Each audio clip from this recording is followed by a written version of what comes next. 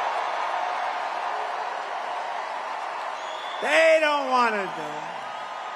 I don't know why. Even the semi-friendly camera, they don't turn. You know, I used to think it was a physical thing with the camera. You know, the steel, you can't turn, you can't turn. And in 2015, it started right from the beginning, these big crowds. But now I have to tell you, there's more spirit now. We won in 2016. We did much better in 2020, but it was rigged. It was rigged. But this is bigger than 2020. This is bigger than 2016. And I think the reason is you like me a lot, but you know what you really like? When you look at the incompetent administration that we have with the inflation, with the Afghanistan, with all of the things they've done wrong, everything, the borders are. When you look at how bad they are, you say, you know, I like Trump, but now I really like Trump because we don't want to go back. Front row Joes. Front row Joes.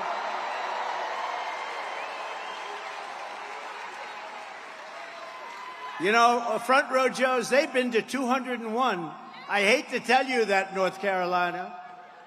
They've beat you 201, and they were to a rough one last week. That was a rough one. I saw them. They were sitting in the front row, and things were happening that weren't too nice, right? Amazing, right? But they were there, and they didn't move. You know, amazing. Nobody moved. When a bullet goes off, this is a freak thing, but a bullet goes off, crowds always run, they call it a stampede. Nobody ran. And we had 55,000 people. Nobody ran. You could see the small group we had behind.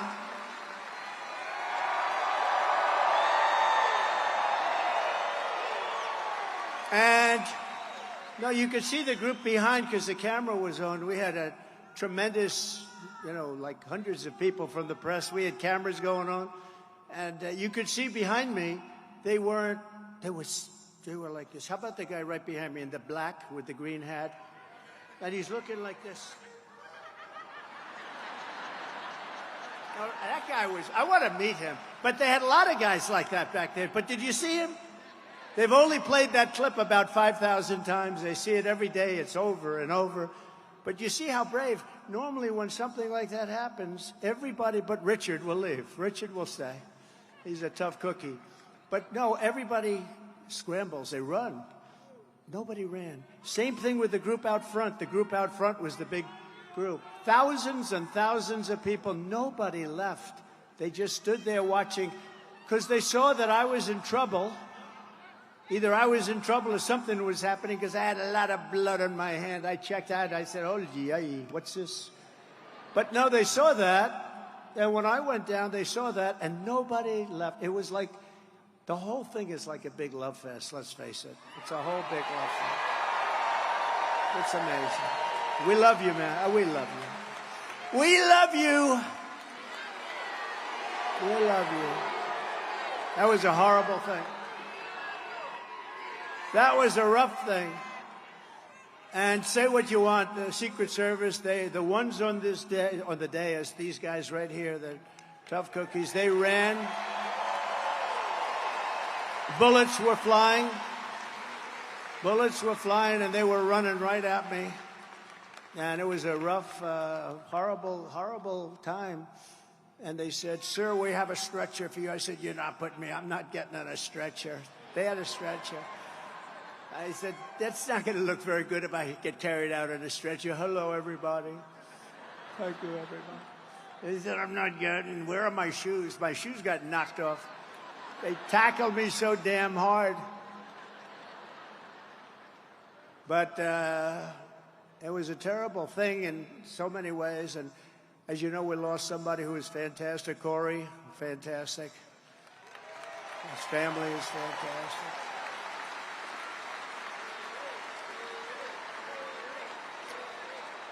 And two other great people. These are great people. I got to know their families a little bit. And, you know, the public has really been generous to them, too. They opened up their hearts. I won't even tell you, the numbers are so incredible. But they opened up their hearts to the three of them. And these two were hurt very badly, but they're both now in pretty good shape. They'll soon be in very good shape. So, but But I just looked down here at Front Row Joe's, and it just reminded me of that incident a week and a half ago, right? You were right there watching it. You saw it. And you guys, by the way, weren't moving either. I saw you. You didn't move. You were just, they were standing just like they're standing right now. They were standing. They were, they're great. They're great. And sad, such a distressed, sick world. But, you know, it could be caused when they call you a threat to democracy. You never know what causes it. I'm a threat to they're a threat to democracy. They're a threat to our country, period. But that was some time we had. That was some rough time. But it was incredible. The people I got to know through that. I got to know some unbelievable and really brave people. But the next time they show that clip, which will be as soon as you get home, they'll show it about 30 times. They show it every day over and over. But watch the people behind. They always stampede. If a bullet goes off or something happens at a soccer stadium or a stadium, and we had more people than most of those stadiums would have, everyone runs. Nobody ran. They stayed, and you have to look. The one guy, he just was so angry. He was looking.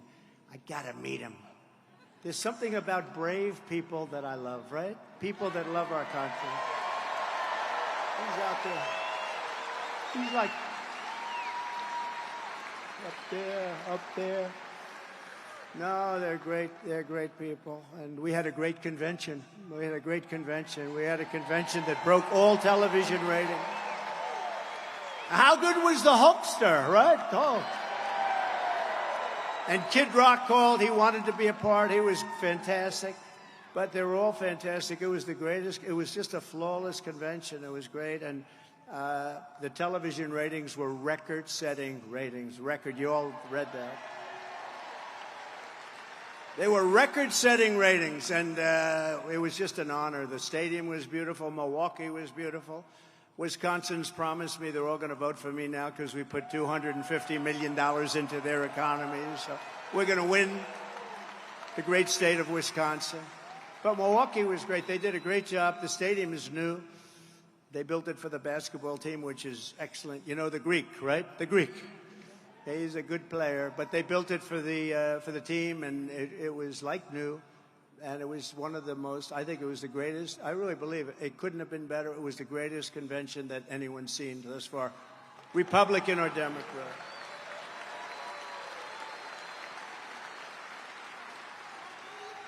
But getting back to a subject called Kamala, who's the worst?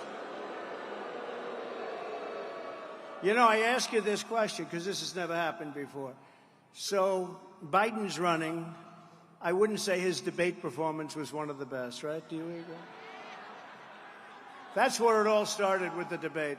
The downfall started that night with the debate. The debate was like, that was a rough debate. He said, y'all had a bad night. No, he had a bad night. He had a bad everything.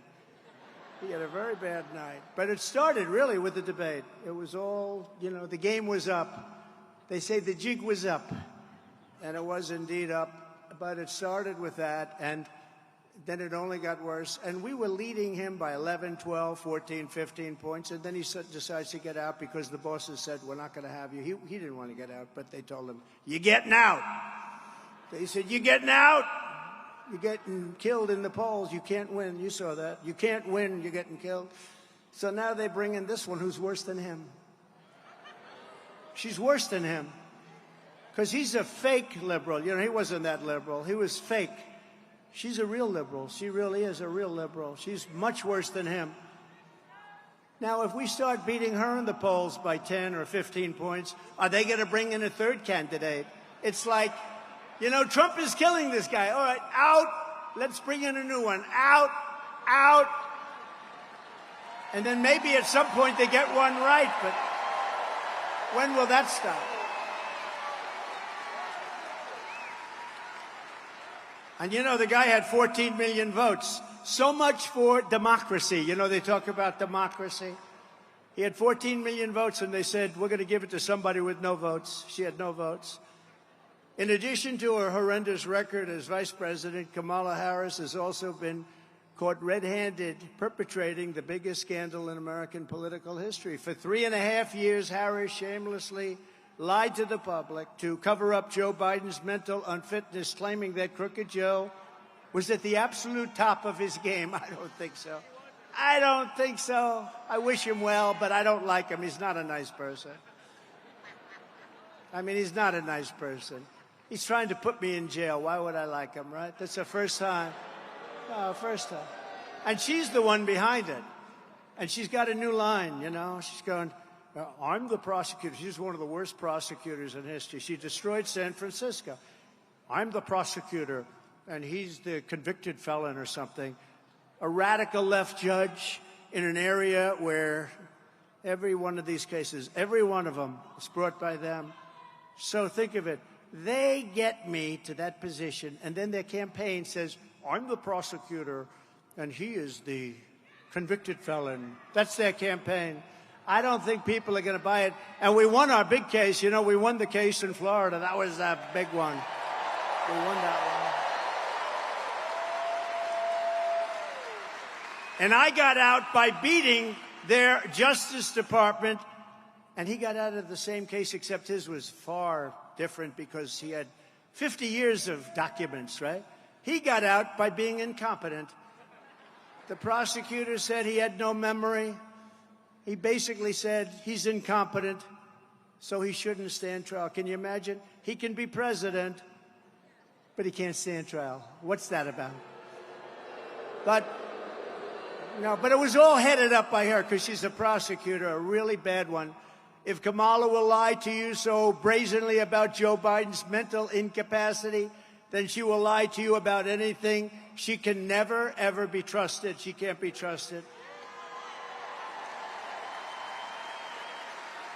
And just like crooked Joe Biden, Kamala Harris is unfit to lead. She's unfit to lead.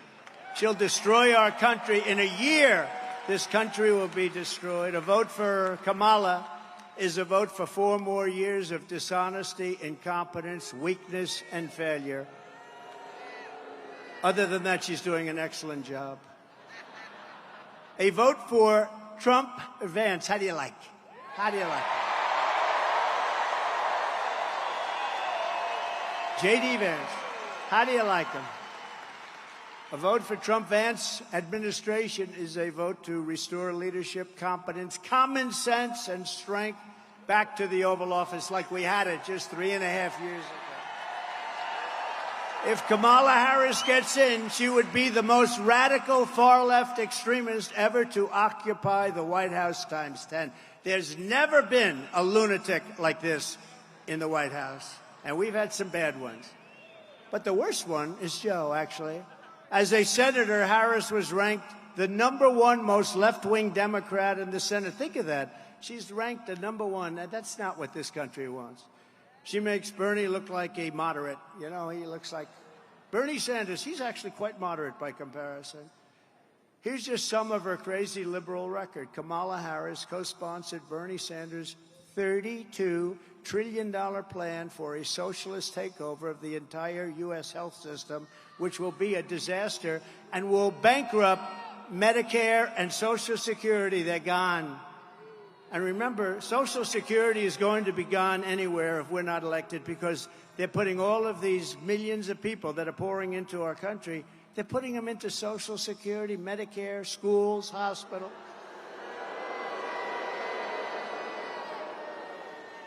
And we all have a big heart, but some of those people are tough, from prisons, from mental institutions, terrorists.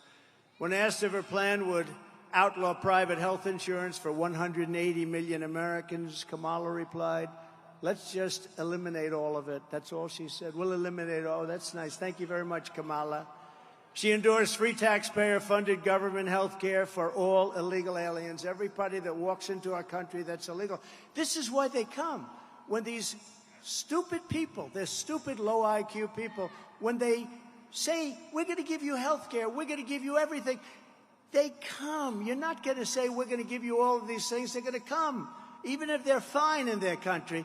And people are being killed in the caravans, especially women. They're dying on the way up. It's horrible. It's horrible. You have to see the real numbers. She co-sponsored the $100 trillion Green New scam with the goal of completely abolishing the oil, coal, and natural gas industries, which would reduce the United States to a third world country. No more oil, no more gasoline. Good luck with your electric car that goes for about 45 minutes before you have to get it. Do you know someplace like in the Midwest, did you see? They built 8 chargers. You know, a charge, that's sort of like the equivalent of a gas pump. They built 8 chargers for $9 billion, and 2 of them don't work. That's a big problem. And if we were going to charge up the entire country for the electric car, if we were going to charge up, it would cost $5 trillion. That's more money than we would have. We would have to file for bankruptcy. And they don't care. They say, let's do it anyway. She said that a 70 to 80% tax hike is, quote, a bold idea that should be discussed. She wants it 80%. You know, I gave you the largest tax cuts in history. She wants to take them away and increase your taxes. I don't think you're going to be too happy. Kamala publicly boasted, quote, there's no question I'm in favor of banning fracking. She wants no fracking. Now, that pertains to Pennsylvania, Texas. It pertains to Oklahoma. It pertains to a lot of other places, more so than you, but it pertains to you where your wallet, because you're going to be paying a lot of money. You're going to be paying so much. You're going to say, bring back Trump, please, please, please bring back Trump. We want Trump. We want some common sense, please. She supports mandatory gun confiscation to rip firearms out of the hands of millions of law-abiding gun owners. She wants to take away your Second Amendment, which we need. Lion Kamala is also a total radical on a word called, do you know this, right? A word called what? Abortion. She's a radical, crazy person. When you compare my position on abortion to that of Kamala Harris, my position is 8 points higher in the polls, and that's because she is so radical. She wants abortions in the 8th and 9th month of pregnancy. That's fine with her, right up until birth, and even after birth, the execution of a baby, because that's not abortion, that's the execution of a baby. You remember the governor, you remember the former governor, the current governor is excellent. The former governor of Virginia, he said, yes, we may have the baby, and then we decide with the mother what to do with the baby. This is after the baby is born now. She supports that. She supports taxpayer funds to pay for abortion for any reason whatsoever. She even voted against legislation that would require medical providers to give care to babies born alive after an attempted abortion. Think of that one. Whereas our position is that abortion is now back to the states. You know, for 52 years, they've wanted to bring, it's Roe v. Wade. They wanted to bring it back to the states. It wasn't about how many weeks and how many, everybody wanted it. Every legal scholar, every Democrat, every Republican, liberals, conservatives, they wanted it brought back to the states. And because we had a very brave 6 people on the Supreme Court of the United States, so they were very brave. After 52 years, they allowed it, but everybody wanted it. And they were brave to do it, and now it's up to the will of the people in each state, and it's happening in Ohio. They voted, and frankly, it came out to be more of a liberal policy, but they voted, and it's getting back. In Kansas, you saw what happened there, somewhat of a liberal policy. Texas goes, and Alabama goes, and other states, but it's all being voted on by the states. It's back in the hands of the people, and the state returns the age-old question to where it belongs, and it belongs with the people, and it belongs over time, and you see what's happening, and you see how it's working out. Like Ronald Reagan, very importantly, I happen to support. You have to go with your heart, but I happen to support the 3 exceptions: rape, incest, and the life of the mother. I think that's the way. But follow your heart. But you also have to remember, you have to get elected. You have to remember, because we have elections, and elections are about a lot of other things, too, that are very important. But you have to get elected. But Ronald Reagan was for that. I was for that, the three exceptions. And as Vice President, Kamala Harris cast the tie-breaking vote to cut, as you know, Medicare by $273 billion. She cast a vote to cut Medicare. Nobody knows that. She doesn't want people to know that. Now what she's doing is she's running away from Israel. She refuses to go to Bibi Netanyahu is in Washington. She refuses to do that. Even if you're against Israel or you're against the Jewish people, show up and listen to the concept. But she's totally against the Jewish people. And it amazes me how Jewish people will vote for the Democrats when they're being treated so disrespectfully and badly. It amazes me. It's shocking. I don't get it. I don't get it. Kamala even wants to pass laws to outlaw red meat to stop climate change. And she's... You know what that means? That means no more cows. You know, this is serious. No, this means no more cows. I guess eventually she's going to mean no more people, right? No more people. So if you want socialist health care, nation-wrecking inflation, the death of American energy, and a lying radical left liberal San Francisco extremist as your commander-in-chief, then Kamala Harris is your candidate. She's the one for you. Just like she destroyed San Francisco, she will destroy our entire country. And let me tell you, it's in pretty bad shape right now anyway. What they've done in 3.5 years, especially, I mean, think of Afghanistan, the most embarrassing moment, day in the history of our country. We got out of weakness. We were going to get out, but we were going to get out of strength and dignity. We were going to get out. They left, you know, $85 billion worth of brand new equipment, brand new, beautiful military equipment. I rebuilt the military. They got equipment that I bought, and they left it in Afghanistan. And you know that Afghanistan now, the Taliban, Afghanistan is the second or third largest seller of military equipment in the world. They're taking this gorgeous stuff, and they're selling it, and they're making a fortune because they don't need 700,000 rifles and guns. They don't need 77,000 trucks and cars. Many of them are built with all steel bottoms. They're all guarded up for the horrible bombs that they had to endure. They're all very expensive. These are very expensive things, and they're selling them now because they just need a tiny fraction of what they were left. We were going to take it all out. We were going to keep Bagram, the big air base. We had 13 soldiers killed. We had 47 soldiers horribly, horribly hurt.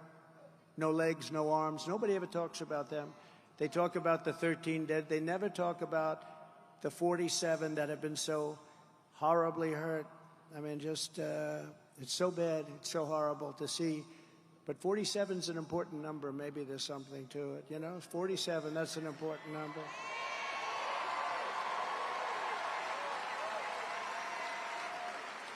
And basically, she's a very bad person, and she shouldn't be running for president. She is a threat to democracy, a true threat to democracy. She'll destroy our nation. But if you want no inflation, low gas prices, how about $1.87? And we had it actually lower than that. If you want energy independence and even now energy dominance, we're going to be dominant. You know, you have to see the chart. And my favorite chart of all, of course, some of you would understand what I mean, was the immigration chart. Because I looked over and I said, look at that chart. Does anybody know what I'm talking about? It's my all-time favorite chart. Man, am I lucky to show that chart? I said, let me see that chart. Let me see that chart. Pull it down.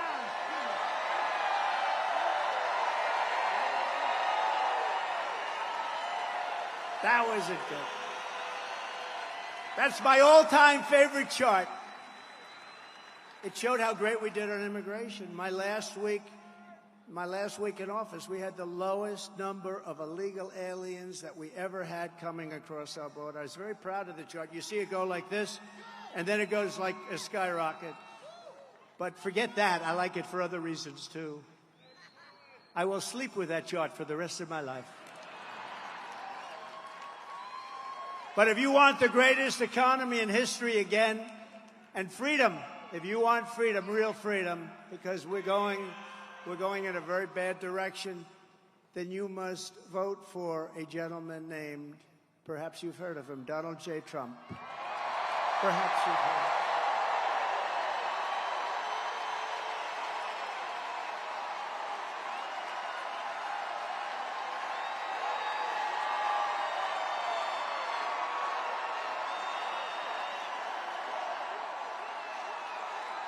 Gotta get out there.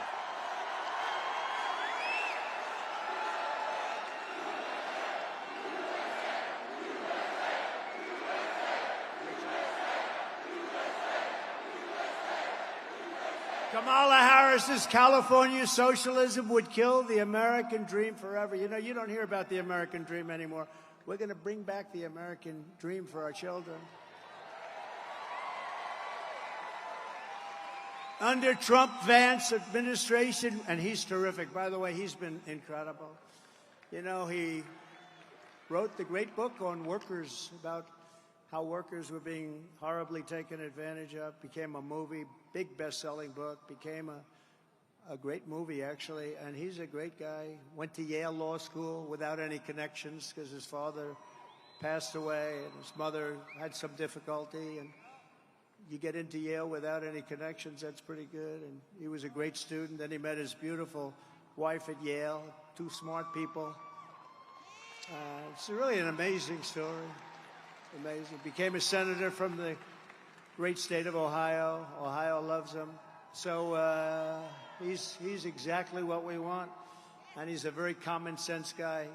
But we'll bring back that American dream bigger, better, and stronger than ever before. Bigger, better, and stronger. And remember, there's no issue on which Kamala has been more unhinged than her wild pursuit of open borders. She's crazy. She's crazy. Who could want open borders? Who could want that? It's like, who could ever want men playing in women's sports in a much smaller way? Did you see a beautiful woman volleyball player 2 weeks ago got badly hurt? I didn't know you could get hurt in volleyball, but when the ball comes back at you at 140 miles an hour, I guess that can hurt. Got knocked out. But playing with a man who transitioned. And she was a top player. She said, I've never seen a ball come at me like that.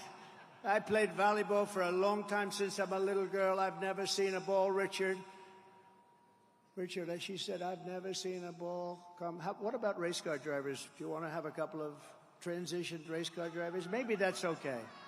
Actually, that could work. That could work. I have a good one for you I'd like to recommend. That could work, maybe. But she said, I've never seen a ball come. Or the weightlifting records. You see what's happening there? For 18 years, they had a record. 18 years. A quarter of an ounce and a quarter of an ounce on the barbells, right? A quarter of an ounce. Little tiny thing. And she goes, Olympic tryouts. Mom and Dad are in the front. And I hate to do it. You know, my wife says it's so unpresidential when you do that. Can you believe it? So I'm embarrassed. I used to give it a big push, but now I'm embarrassed.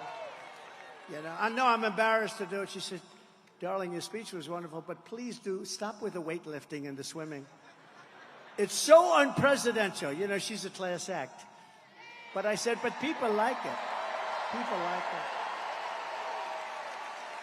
She looked good 2 weeks ago coming into that arena, right? Melania. She's a classic. Yeah, turn off your cameras for a second, okay? Boy, that's a lot of cameras. Man. No, they get it up and they can't quite do it. Oh. Mom, I'm sorry, Mom. And a guy comes out for the tryouts. He comes out. Have you lifted before? No, I haven't really tried it. Oh. Well, give it a shot. Bing, bong. Right? How crazy is it? Or the swimmers, the All-American swimmer, she's getting ready. She's going to break the record. It stood for 12 years. And she's beautiful, beautiful, strong. And she looks left and she sees all the girls she's grown up with, because as Richard will tell you, those great, talented people, like Richard wanted to drive race cars more than anything else, but he didn't quite have the courage to put that pedal to the floor like a couple of your competitors that we know so well, right? So instead he said, hell, I'm going to own the cars and I'm going to make a lot of money. This is too much for me, right? He had Dale Earnhardt. These guys were going around the track, and Richard's driving. He said, I don't know. I can't do that. I understand. That's the way it is. But he became the best at what he did. And some others, too, that I know that are friends. It's a great, by the way, that's a great sport. That whole thing is great. How you do it is amazing. It's so amazing. We should send you into, I've always said, get some of these guys. I have a lot of friends in that world. I don't know. I think, is it Roger Penske, like a great guy, too? Guy won, he won 20 Indianapolis 500s. This guy wins all the time. I mean, we appreciate talent. I said, let me use these guys to guide our military a little bit. When you can win so many races, that's okay, you know? You guide. Same thing with coaches. You take some of the greatest football coaches, you put them at a table. What do you like, coach? Because in its own way, it's not so much really different. But it's been sort of amazing. But she looks over left and she sees, and then she looks over right and she sees a lot of the young ladies that she grew up with, girls. They're girls, and now they're mature women. They want to break this record. They want to qualify for the Olympics. And then right next to her is this giant. He's got the wingspan of Wilt the Stilt Chamberlain. You know Wilt the Stilt, 7'2", the longest arms ever recorded. And she looks and she goes, oh, who is this? Oh, he transitioned, and he's in the swimming contest. He's in the meet, and this meet is a big deal. And she's a little nervous, but she's going to break that record. And they say, on your mark, set, go. And she goes and she goes and she goes, but she got, as you know, very badly injured, right? You know what it was? Wind burn. She got burned by the wind. He went so fast by her, she suffered massive wind burn. We had to take her out of the pool. Massive wind burn. No, it's so crazy.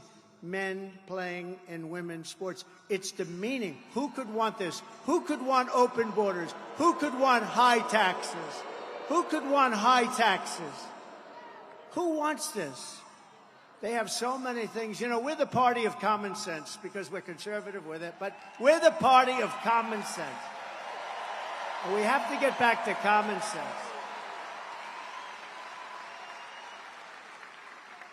Lion Kamala supported abolishing ICE.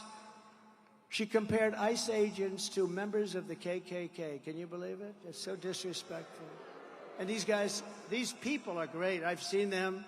And I've seen tapes of them, and they go into a pack of MS-13 killers out on Long Island, and they walk into that pack, and all you see is fists are flying left and right. 2 minutes later, they walk out, and they've got them by the legs, and they throw them into a paddy wagon, and we take them the hell out of our country. And she wants to get rid of them. Kamala voted in favor of deadly sanctuary cities. She supports decriminalizing illegal border crossings, and she supports mass amnesty for all illegals. Think of that. Everybody coming in right now. And many of these people are coming out of the prisons and the mental institutions. They're going to get amnesty. She wants everybody to have amnesty. Then Joe Biden made her the border czar, and that's when it really got bad. She launched a colossal illegal alien invasion of a country. She said, come on in. Remember? Then she said, remember when? Then she copied him. Don't. Everyone say, don't what? Don't. Remember, don't? Don't. Don't. On my very first day back in the White House, I will terminate every single open border policy of the Biden-Harris administration. And we will seal the border and we will stop Kamala Harris invasion without delay. It'll happen immediately.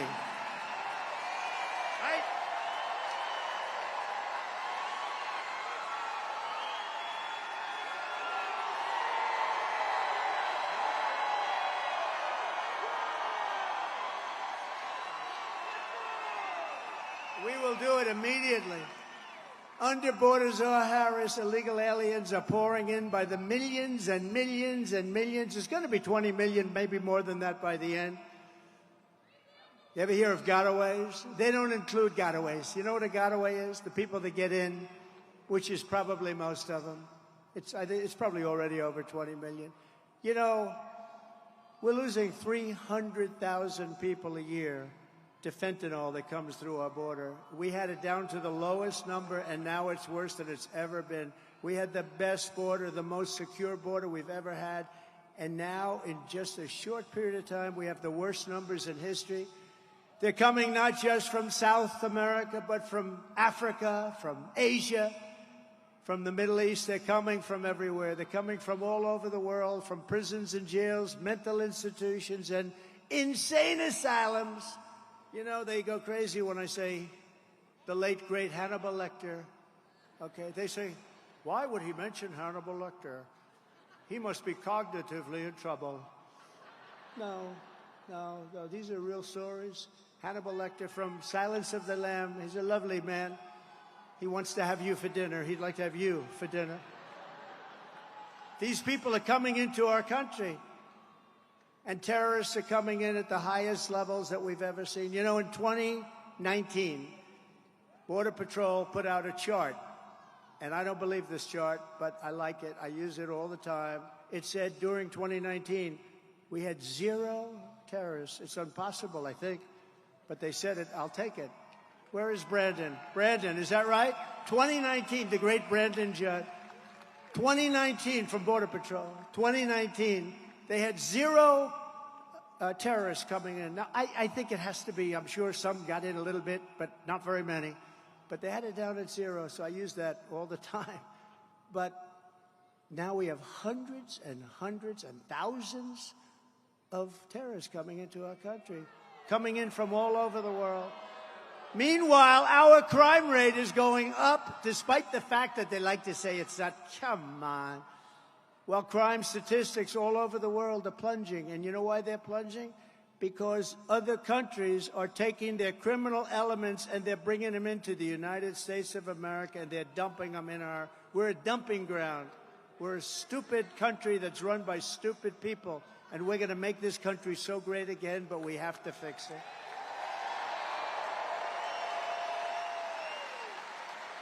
In Venezuela, which was ridden with crime, crime is down 72% because they're sending all of their criminals to the United States of America. Now think of it. Next year what we'll do, if they win, I never want to say, I never say, we're going to win. They cheat like hell. We got to get out. We got to, too big to rig and all that stuff. But if they ever got in, we will have another meeting. We'll do it in Venezuela because it'll be much safer than any place in the United States. Because by that time, we'll have all the criminals from all over the world in our country, because that's what's happening. You're not going to teach a criminal not to be a criminal. It's just not going to happen. Maybe a little bit, but you're not going to happen. One of the countries, the president of the country, I don't want to really mention the name, but he's a nice guy. I know every one of them. They're very smart people. They're very sharp. They're at the top of their game. Our guy was not at the top, and this one is just, she never could be. By the way, lousy student, failed her law exams. Did you know that? She couldn't pass her bar. She couldn't pass her bar exams. Okay, does anyone know that? They're not going to do. They say that on NBC News. Ladies and gentlemen, we have breaking news. Kamala Harris could not pass her bar exams. But she's going to be a great president, right? No, she couldn't pass her bar exam. She couldn't pass anything. Couldn't pass everything. She couldn't pass anything. But just think of this. These countries, and if I were the head of one of the countries, I would be worse than any of them. I mean, some of them actually have half of their prison population still. I wouldn't have any. Richard wouldn't have any. You and I would, our country would be the safest country. Every criminal would be in the United States of America. I can tell Richard Childress. Every criminal would already be here. Every jail would be empty. Every mental institution, insane asylum would be empty. They'd all be in the United States. And that's what, in a short period of time, that's what's going to happen. We're going to have all of their criminals. The only thing good about them is they make our criminals look like very nice people by comparison. These are serious criminals. These are rough killers. But under Border Czar Harris, can you believe it? Our communities are being ravaged by migrant crime. I call it migrant crime. I used to call it Biden migrant crime, but now I'll probably change it to Harris or Kamala. You know, it took him about, 4 years to pronounce her name right, and then she did an overthrow. That was a very undemocratic move, wasn't it? Earlier this year, a 15-year-old girl in Massachusetts was raped by a migrant who Biden and Harris flew into the United States against all orders. In upstate New York 2 months ago, another 15-year-old girl was attacked by an illegal alien that just walked into our country, assaulted with a metal pipe, abducted, driven to an isolated area, raped and killed. And in Texas last month, 12-year-old Jocelyn Nungari was tied up, sexually assaulted, and strangled to death by 2 illegal aliens who Biden and Harris released into the United States and refused to get them out. What kind of a vice president or what kind of a border czar allows these monsters to come into our country? And this is just a small portion. These people are here now by the hundreds of thousands. And remember this, it's like anything else. They're just getting comfortable. They've just gotten here a little while ago. So you haven't seen the kind of crime that's going to be inflicted on our country. They're just getting comfortable. They're getting used to being here. They don't know about the words politically correct yet when you catch them and you do nothing, and then you catch them again and do nothing. They don't know. The only time they do something, if it happens to be Trump, because he talks about how the rigged election was a disgrace. Oh, he should get the electric chair because he said the election was rigged. But if you rape and kill somebody and strangle them and dump them in a creek, that's okay with these people because they're crazy. And we don't want these people running our country anymore.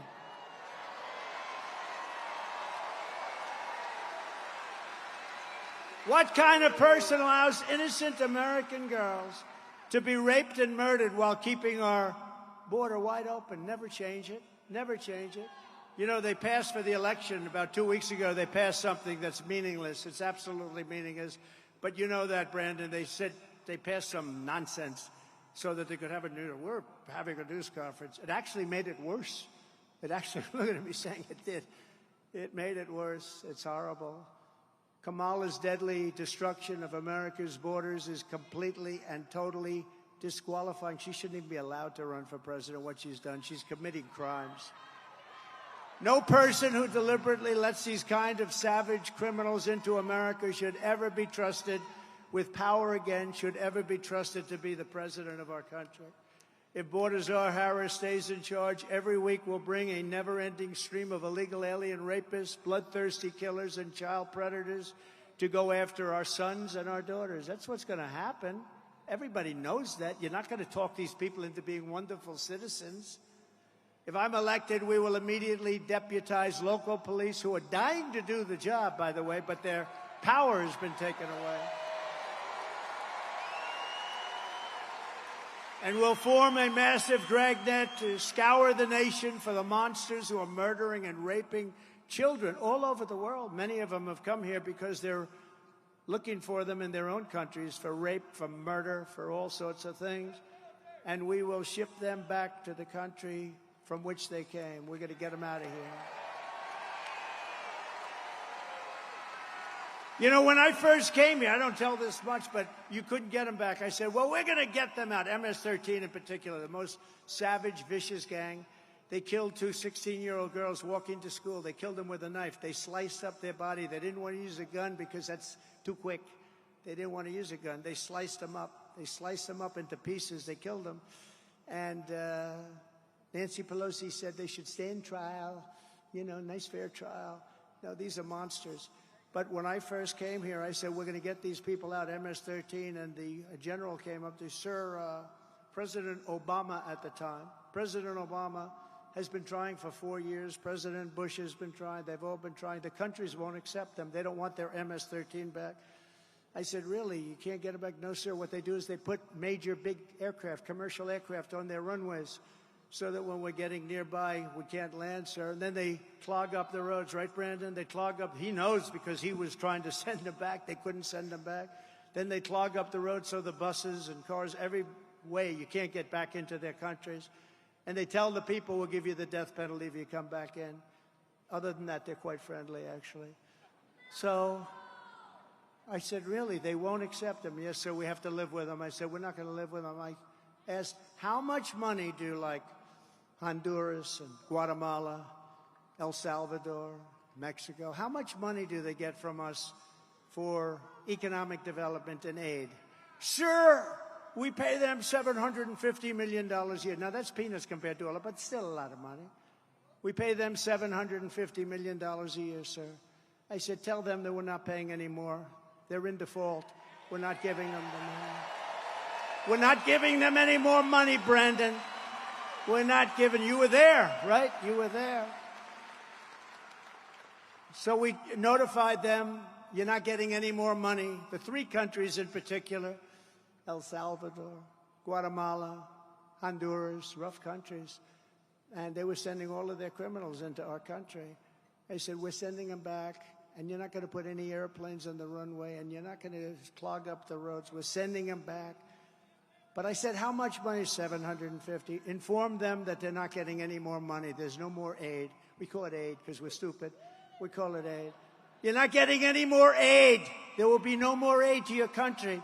And the next morning, I got a call separately from all three presidents of these countries. They're very streetwise guy.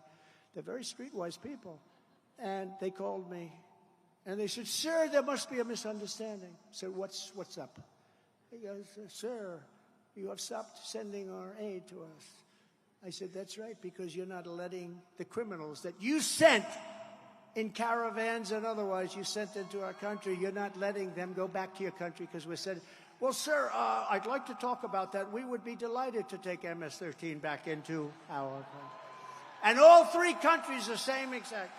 And we sent them back, Tom Homan and all our guys, right? And that guy right there. We sent them back at record levels like nobody's ever seen. Stand up, Brandon. Brandon Judd.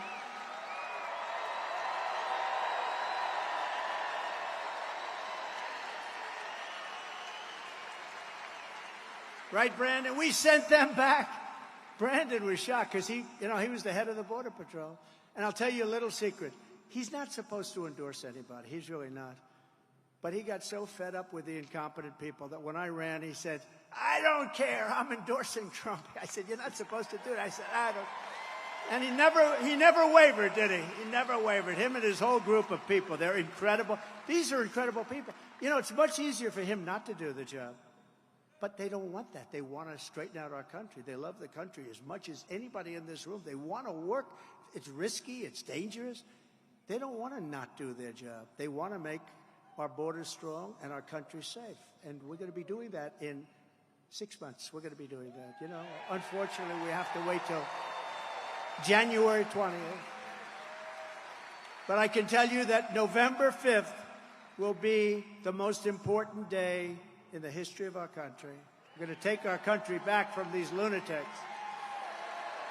During her entire time as border czar, Kamala has not had a single conversation with the chief of Border Patrol or the unions or anybody. Did they ever call you? Did they ever call Brandon Judd, please? Get him on the phone. Brandon, how are we doing on the border? Now, I used to call. He goes, horrible. How are we doing on the border, Brandon? We're doing. He just goes, horrible. But I'd call you all the time, right? I'd say, how the hell are we doing, Brandon? And we were doing great. That's why the chart, right? But we were doing great. But they talked to the 4 top people on the border. Have you ever spoken to Biden? Biden doesn't know he's alive. You know, the head of the FBI was, you know that, right? He was in front of Congress today, and one of the great congressmen asked him a question. Have you ever noticed in all your meetings with Biden that he's cognitively a degenerate? And he said, no, I never noticed that. I never noticed that. No, really, there was nothing to talk about. I never noticed that. Now, anybody that says that, you know they're not telling the truth.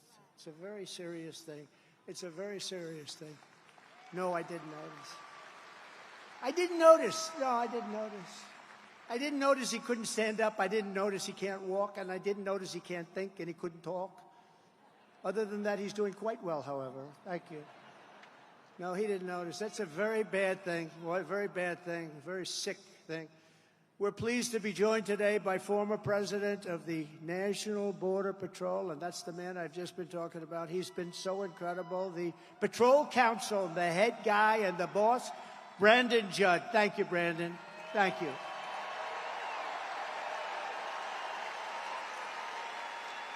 And Brandon, can you come up and say a couple of words? We have time. Do we have time? Come on, Brandon Judd. Come on, Brandon. And I'll bet you he can beat me up those. I'll bet you he can beat me up those stairs. Remember when Biden challenged him to a golf match, and yet Trump was just playing with Bryson DeChambeau? You beat him, didn't you? Look, I lived this.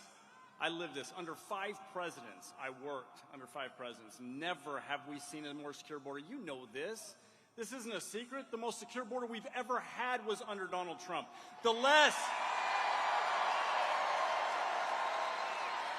We had fewer drug overdoses under Donald Trump. We had fewer criminal aliens under Donald Trump. Like he said in 2019, 0 known terrorists. That number has jumped up more than 100% under Joe Biden. 100%. Yeah. Yeah, that's what we're seeing right now. This was amazing. It was all about policy. October 7th, 2016, the day of Access Hollywood. Come on, locker talk, seriously? And they thought that that was going to bring him down. We did a press conference with Donald Trump, October 7th, 2016, because it was about policy. That's what it's about. If we have proper policy, we can secure the border and we can keep your children, your grandchildren, your great-grandchildren safe. He can do that. He can do it. They refuse. Kamala Harris knows what she needs to do. I was there.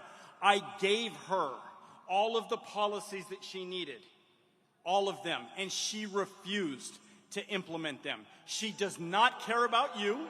She does not care about the safety of this country. He does.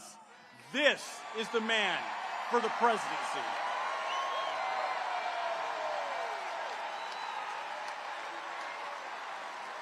Thank you. Wow. That was great. Thank you, Brandon. Thank you very much. He does some job.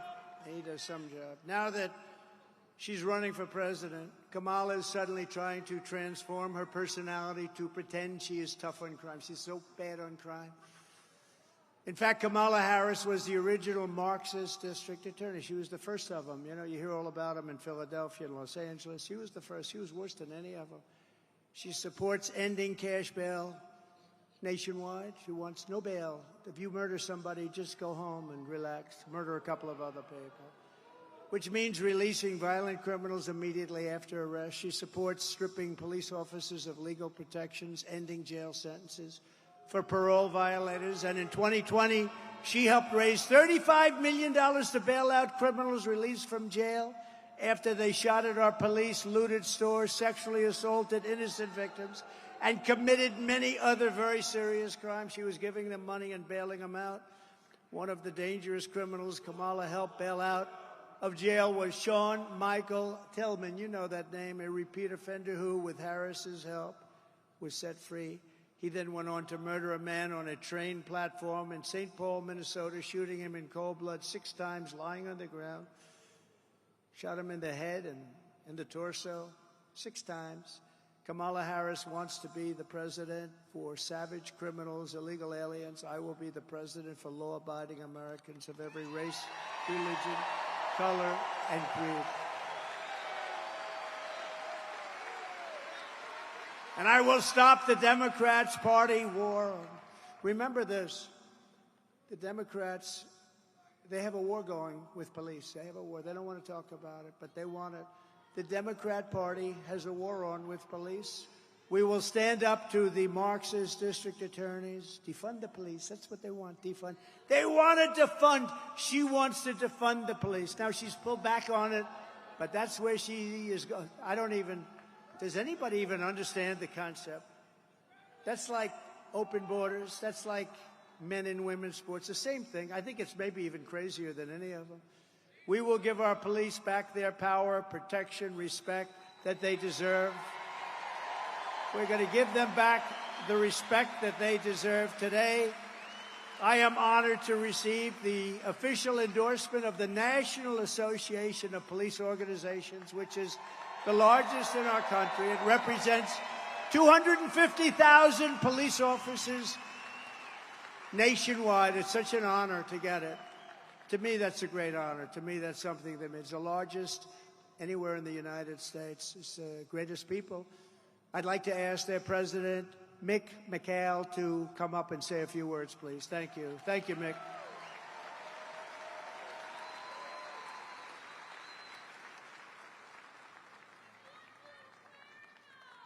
Thank you.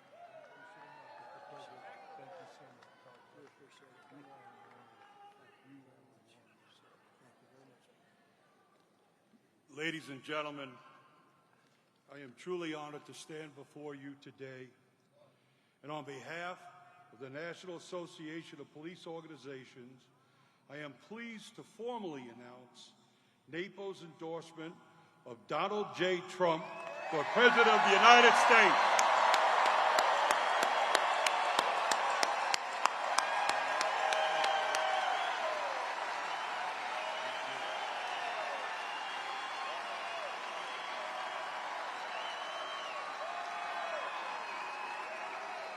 If I may, as President Trump directed the Attorney General to aggressively prosecute those who attack officers for simply being in a uniform.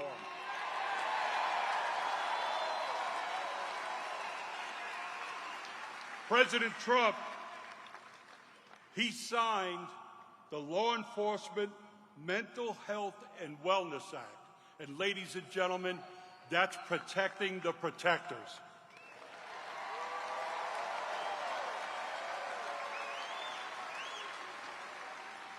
President Trump also signed the ability for surplus military equipment to once again be used to protect you, the citizens, not to take your rights.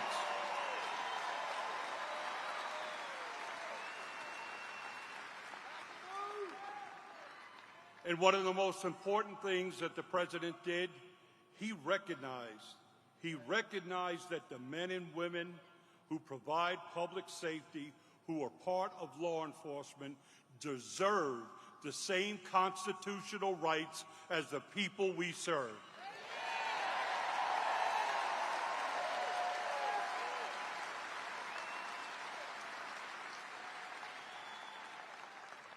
Mr. President, once again, we are proud and pleased to support your campaign, and we are here for anything that you ever may need. God bless you, and God bless the United States of America.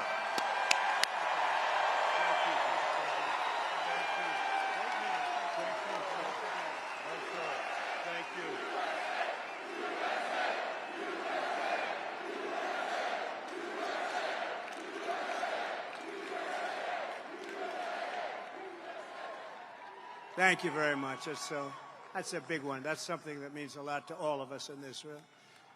It's no wonder the Democrat Party and their thugs are so desperate to stop us. They know that we are the only ones who can stop them. We're the only ones. This is it. This is the big election coming up. This is it. This is going to be the biggest of them all. All of their persecution is only happening because I'm running for president and leading big in the polls, every one of them. And we're not just leading against Kamala, we're also leading against everyone, including big leads right here in the great state of North Carolina. We have a big lead. We have a big, beautiful lead. The radical left Democrats rigged the presidential election in 2020, and we're not going to allow them to rig the presidential election in 2024. You. Right, Michael?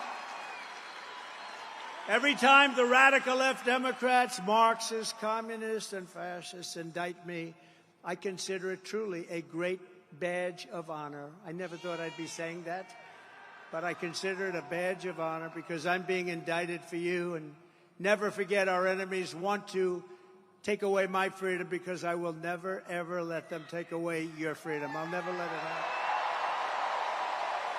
They want to silence me because I will never let them silence you. And in the end, they're not after me, they're after you. I just happen to be standing in their way, and I always will. Thank you. Thank you. We're pleased to be joined tonight by many great North Carolina patriots, including Congressman Richard Hudson. Where is Richard? Richard Hudson. Richard, he's a big, wonderful, wonderful guy, wonderful warrior, Richard. Thank you. A man who I've just been involved in from the day he first went in. I endorsed him. Everyone said, who is he? Turned out to be an incredible congressman, but now he's running for Attorney General, and he's going to be your next Attorney General, Dan Bishop. Where's Dan? Dan. Thank you, Dan. Thank you, Dan. Get out and vote for him. He's incredible. Great job. And you were a great guy. Richard, we're going to miss him in Congress, but that's okay. Great luck, Dan. Congressional candidates, Addison McDowell. Big victory, Addison. They're way ahead in the polls. Brad Knott. Thank you, Brad. Pat Harrigan. Thank you. Thank you, Pat. Good. Mark Harris. They like you. And the Speaker of the North Carolina House, a man who's done an incredible job. He gets it. He gets it. He really gets it. Tim Moore. Thank you, Tim. And when it came time to pick a chairman of the Republican National Committee and Convention and everything else having to do with national politics, I came to a man named Michael Whatley of North Carolina. And the reason is because at 10 o'clock in the evening, when we all had those televisions on, and I saw weird things happening, drops at 3:02 in the morning and all the things that were happening, North Carolina held totally steady. He had 602 lawyers working. He held it steady. And other states, I was leading by a lot, and all of a sudden people went to sleep. They thought that was over, and I said no, because I know how bad these people are. But North Carolina had held steady. He was the head of your Republicans in North Carolina, did a phenomenal job. So I immediately called him. I said, let's do it, and I got him. Please stand up. Please stand up. You have done a fantastic job. Fantastic. And working with Laura Trump, what a team that is, right? She's doing a good job, right? And I said, don't worry about the votes. Just guard the votes, right? Just guard. We have all the votes you need. Just guard the votes. And he's doing that, and he's doing it at levels that nobody's seen before. And I hope we're going to have a big, beautiful surprise, because we're not going to let them steal this election. And they didn't do it in North Carolina. Thank you. Thank you, Michael. Great job. A wonderful gentleman who I met a little while ago, Michael Verardo, and he is a wounded warrior and just a highly respected guy. Michael, wherever you may be. Michael? Hi, Michael. Wow. You look good. I'm not messing with you, Michael. Wow.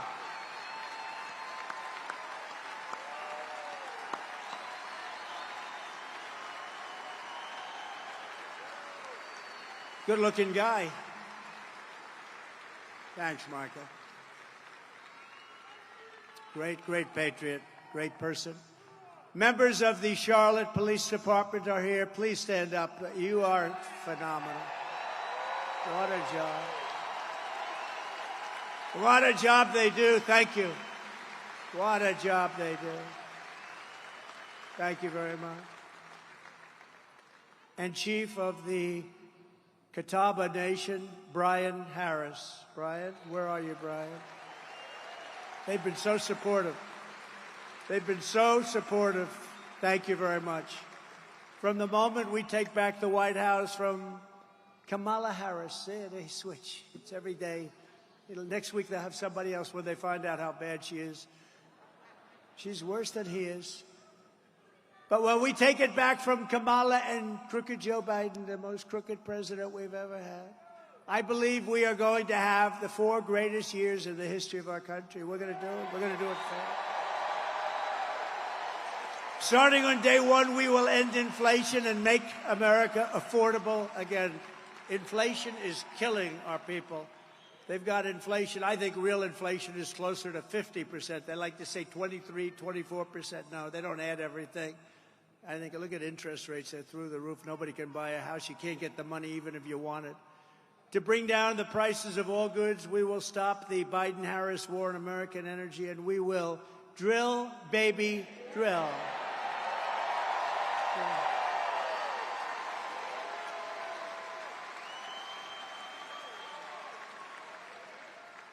That includes racing car. You know, that's good. You're going to spend a lot less money for your gasoline. You have that special stuff. I will terminate the Green New scam, and I will end the Biden-Harris electric vehicle mandate on day 1. And we already gave you the largest tax cuts in history, but we will pass massive tax cuts for workers, and that includes, remember, no tax on tips. No tax on tips. No tax on tips.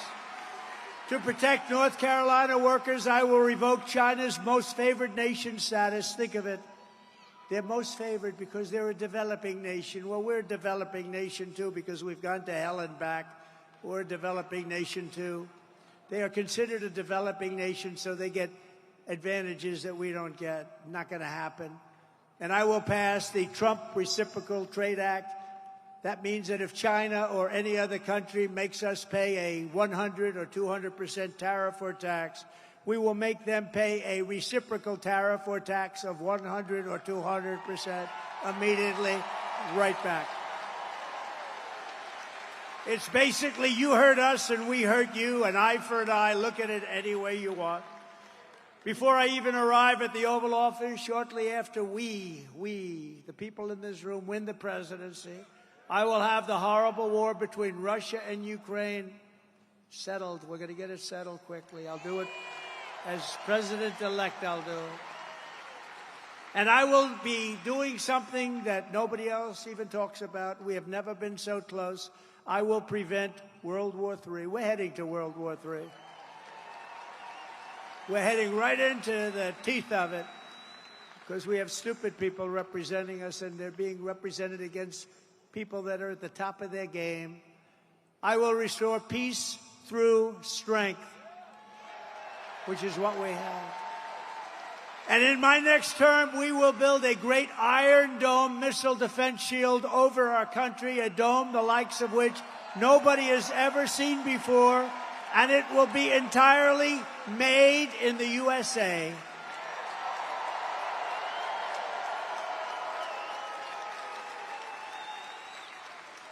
You know, Ronald Reagan wanted to do that, but honestly, it's a long time ago. We didn't have the technology. Now we have the greatest technology in the world. And in case there's a problem, we're going to be stopping them, but we're going to have the best in the world. It's all going to be made right here. I will not cut one penny from Social Security or Medicare, and I will not raise the retirement age. One day. I won't even raise it by one day. And, you know, she's talking about lifting the retirement age. She's going to have to, because they're putting a lot of the illegal aliens that are coming into our country. They're going into Social Security and Medicare. They're going into a hospital. We're not going to raise it one penny or one day. I kept that promise, remember, for 4 years. For 4 years, they said, oh, he's going to raise Social Security. No, for 4 years I didn't, and I won't do it. I'm the one that won't do it. And remember, I said something else. I'm going to keep you out of wars. I kept you out of wars. We had no wars with Donald Trump as your president. We defeated ISIS. We beat ISIS in 4 weeks as opposed to 5 years, which was supposed to take. Remember this, our military is great. They're not woke. The guys on top, the political guys are woke, but they can't convince them. I saw ISIS dissolve before us once I put the military on it, once they had the commander-in-chief behind them. We have great generals, and there's not woke. They're not woke. They won't be woke. They can't be talked into being woke. They'd leave before that happens. But we have people on the top that are woke, and they're all gone. We're going to get rid of them so fast. We're going to rebuild our cities into beacons of hope, safety, and beauty better than they've ever been before. We'll have to work with Democrat governors and mayors in many cases, but we're going to rebuild our cities. They're crime-ridden, horribly run places right now. We're going to clean them up, and we're going to do something that's really good, and we're going to take our nation's capital in Washington, D.C. We're going to clean it up, renovate it. We're going to rebuild our capital city so that it is no longer a nightmare of murder and crime, but rather it will become the most beautiful capital anywhere in the world. We're going to take over the management, the leadership of it. Right now, you go from North Carolina, let's go and see the Washington Monument on the assumption that they don't change the name, which they want to. They want to change the Jefferson Memorial. Not going to happen. Remember when we were having a problem in Washington where they were trying to knock down some of our monuments, and I passed a bill. And the bill said, if you touch a monument, if we catch you even in the act, you go to jail for 10 years. And there's no 10 years equal 1 year. It's 10 years. You serve 10 years. And it was amazing. I looked outside the beautiful White House windows. I looked outside, and people were just leaving town. It was an incredible thing. I took old legislation that, frankly, you could never pass, very old, 1926, and I restored it, and I said, 10 years, if you take down that, and they were all getting ready. They had ropes around the necks of these gorgeous pieces of art. I said, you do that, you go into jail for 10 years, and they left those ropes hanging. They couldn't get out of town fast enough. On day one, I will sign a new executive order to cut federal funding for any school pushing critical race theory, transgender insanity, and other inappropriate racial, sexual, or political content onto the shoulders of our children. And I will not give 1 penny to any school that has a vaccine mandate or a mask mandate. And I will keep men out of women's sports, and I will fully uphold our great Second Amendment. We will protect innocent life, and we will restore very quickly free speech, and I will secure our elections. Finally, we're going to get them secured. Our goal will be one-day voting with paper ballots, proof of citizenship, and voter ID. But until then, Republicans must win. We want a landslide that's just, and it is really an expression that's used. It's very tough for them. Too big to rig. We're way ahead. We're way ahead. By more than even the polls say. We have to make it so big, Richard, that they can't do it. There's not a thing they're going to be able to do about it. So too big to win. You have to get out there and vote. Get everybody. Get everybody. Get them all. Remember this, it's a strange thing. Evangelicals, Christians, they don't vote very much. We got to vote. They got to vote. They're great. They're such great people. Gun owners, the NRA, you know, gave us their total endorsement. But gun owners don't vote. They tend not to vote. We have to get them to vote. If we could get the evangelicals, Christians, if we can get gun owners to vote, it's not even an election. But they got to get out, so get your people at church to vote, okay? If you want to save America, get your friends, get your family, get everyone you know and vote. Vote early, vote absentee, vote election day. I don't care how you vote. You got to get out. You got to vote. And make sure your vote counts. Follow your vote. Check your vote. Check it. You can do it. Check your vote, that they don't rob you of your vote. Such an important thing. And if you want to help ensure election integrity, sign up at protectthevote.com. Protectthevote.com, and watch those people. Make sure they don't cheat. Michael's doing a great job, and you just watch him, Michael. From Asheville to Raleigh, and this is, I have to tell you, an incredible group of people. The spirit, the incredible spirit. We have so much to say, but in conclusion, from Asheville to Raleigh, from Greensboro to Greenville, from Wilmington to right here in Charlotte, this state was forged by some of the toughest men and some of the strongest women ever to walk the face of the earth.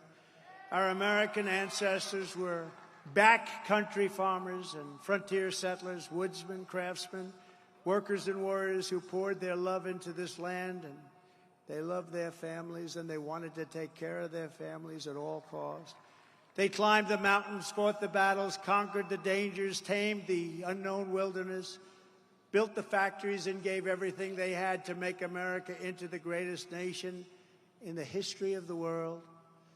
But now we are a nation in decline. We are a nation in decline. Can you believe it? We are a failing nation. We are a nation that has lost its confidence, lost its willpower, and lost its strength. We are a nation that has quite simply lost its way. But we are not going to allow this horror to continue. Less than 4 years ago, we were a great nation, and we will soon be a great nation again. We'll be a great nation again.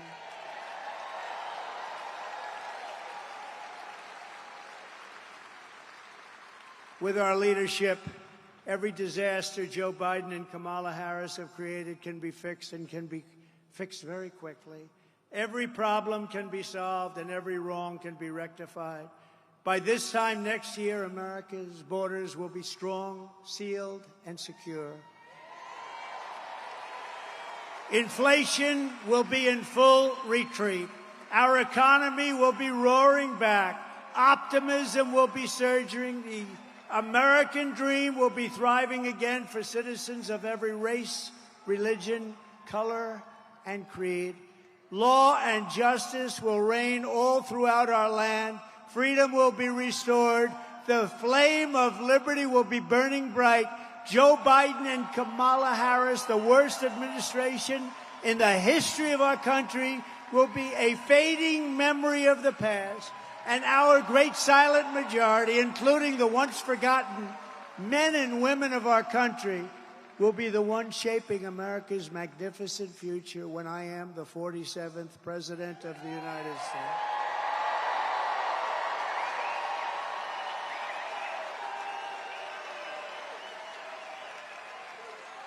Because we are all Americans, and together we will show November 5th to be the most important day in the history of our country. There will never have been a more important day, because if we don't do the right thing, and if it doesn't work out, it's got to work out. If it doesn't work out, we won't have a country. We're going to have a great country again. We're going to have a great country again. We are one movement, one people, one family, and one glorious nation under God. And together we will make America powerful again. We will make America wealthy again. We will make America strong again. We will make America proud again. We will make America safe again. We will make America free again. And we will make America great again. Thank you very much. Thank you. God bless you all. Thank you, North Carolina. Thank you very much.